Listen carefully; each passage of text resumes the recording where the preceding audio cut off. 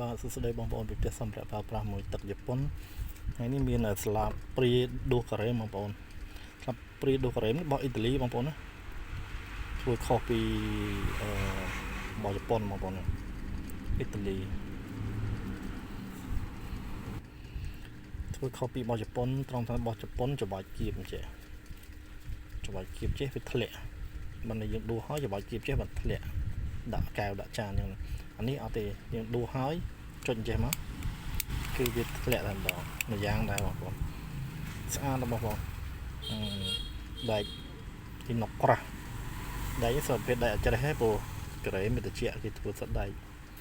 ដែលមិនច្រេះបងប្អូនអញ្ចឹងរបស់អ៊ីតាលីបងប្អូន